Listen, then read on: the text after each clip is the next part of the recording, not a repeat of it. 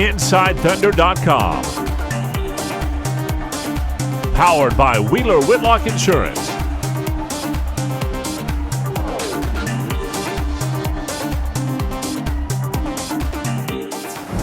Hi, I'm Randy Renner at Chesapeake Energy Arena. Well, if you weren't inside this building on Sunday night or for whatever reason didn't watch the game, you missed a heck of a basketball game. The Thunder end up beating the Utah Jazz in overtime, 104-98.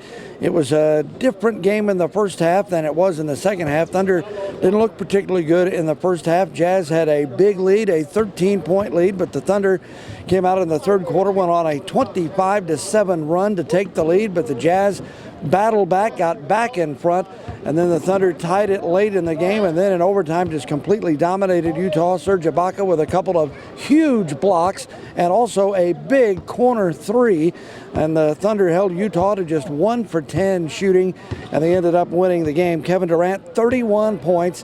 He had just 2 at halftime, had 29 in the second half and in the overtime. Russell Westbrook had 25, Dion Waiters 13, Anthony Morrow 10.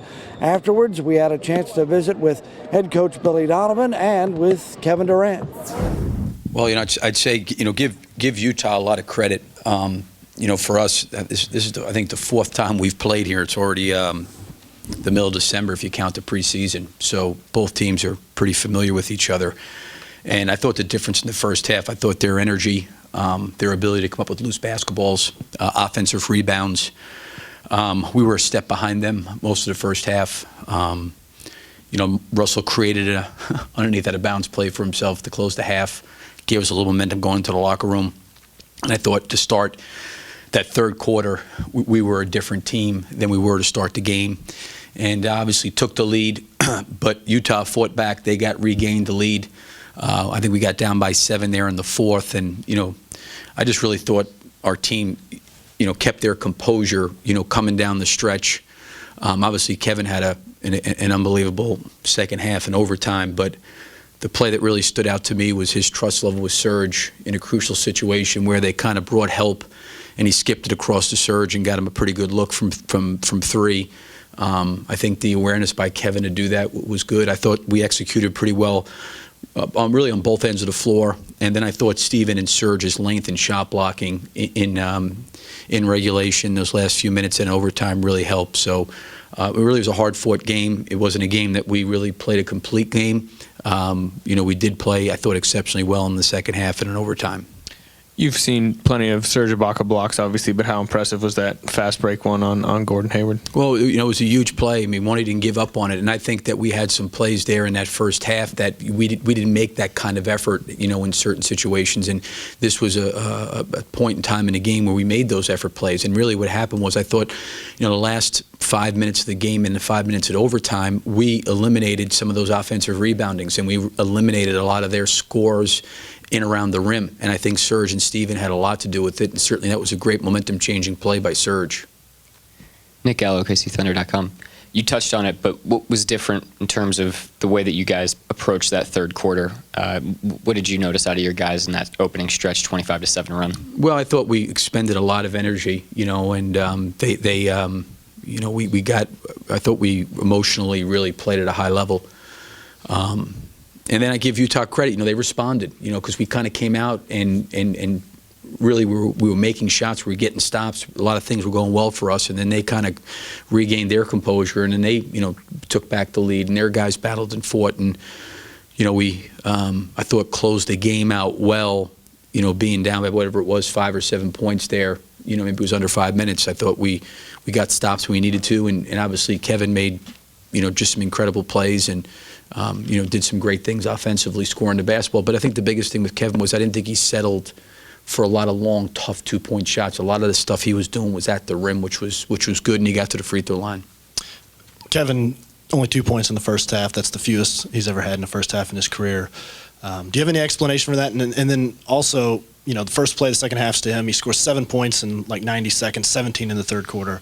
Obviously, was that an effort to then kind of try to wake him up and get him going? Well, I don't know. Kevin could probably answer that. This is what I really thought happened was I thought they came out and they were the aggressor. Kevin, I think maybe in the first half had 4 turnovers, and they were very aggressive. I thought he may have gotten bumped a few times going to the rim. He lost the ball a few times. It wasn't like we weren't trying to go to him.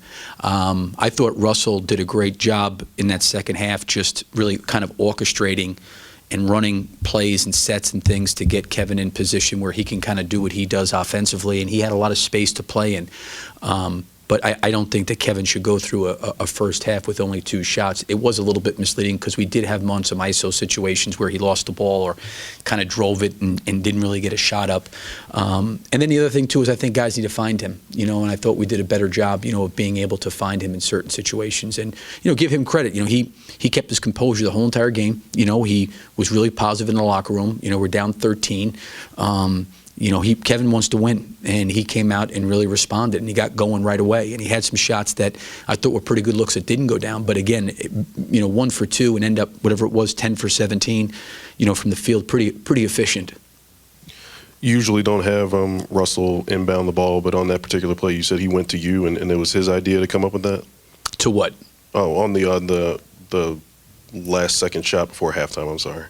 You said that. Oh, yeah. I wanted him to inbound the ball there. We ran a back screen play, and actually it did a great job switching, and I thought Steven had a chance to roll back, but I think it was Haywood did a good job taking that away. And the only other pass we really had was out to the top of the key. So Russell, I think, improvised throwing it off the guy because he had his back turn and come back and get it. How do you think Russell dealt with the change they made at point guard tonight, starting a bigger guy on him? He only had 1 turnover in 40 minutes. Well, I will say this. I thought Russell really kept his composure because I thought he had a lot of really good looks tonight that he normally makes. And I know that he had some at the rim he didn't finish. He had some pull-ups that he normally makes that he didn't finish. And Russell's been really efficient all year long with his shooting percentage. But he stayed in the game mentally. He really stayed in the game mentally. And he battled. I thought he came up with a couple unbelievable loose ball offensive rebounds there in that second half. He got the ball, obviously, to Kevin in crucial situations. The one thing I'll say about Russell is he never stops playing. His motor never stops running, regardless of how it's going for him. He just keeps playing. And, this is a game where he didn't shoot the ball like I know he's capable of, but he just kept playing. And he's an incredible competitor. What was the difference between the first half and the third quarter? For me, for the team. Or both?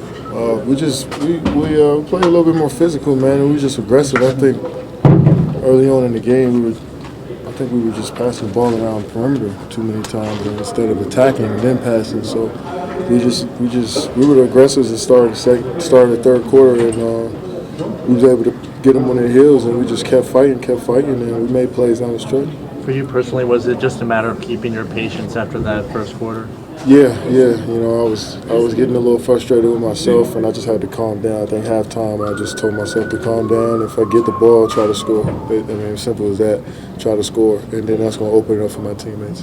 Kevin, is this one of those games where maybe it went up pretty tense? You guys just had to gut it out for games of 4 nights. Yeah, this was like a playoff type of game because this team, they made adjustments. They started Alec Burke tonight instead of Neto, and they made the proper adjustments. They have a really good coach, and they play hard defensively. They were getting into us early, and they made adjustments. And we knew it was going to be tough. We knew they weren't going to come in and just play the same game that they played last game.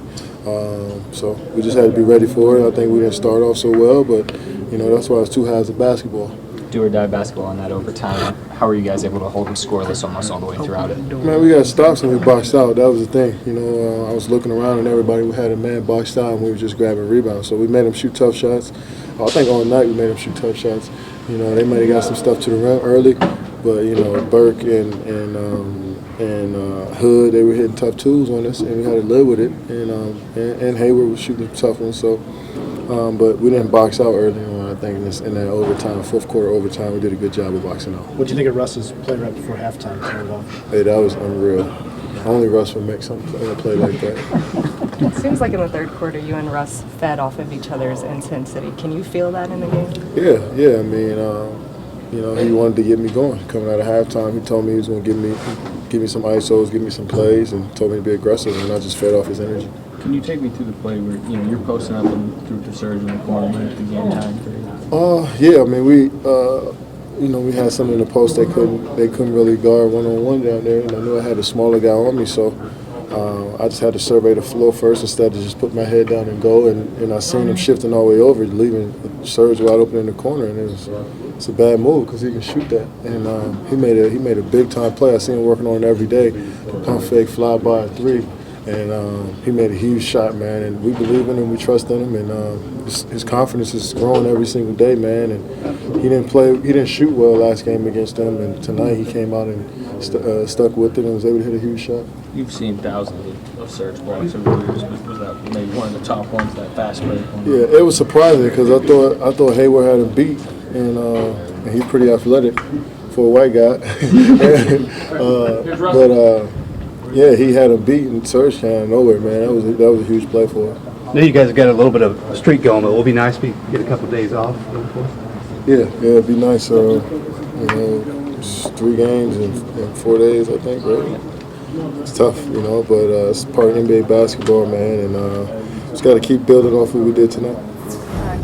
Kevin Durant and Billy Donovan after Sunday night's Thunder game. The Thunder now have won 6 straight inside Chesapeake Energy Arena, and they've brought their record now to 16-8 on the season. They've played really good over the last 10 or so ball games, and they've got a couple of days now where they can practice here at home before taking on the Portland Trail Blazers on Wednesday night. Keep it here. We'll keep you updated at InsideThunder.com.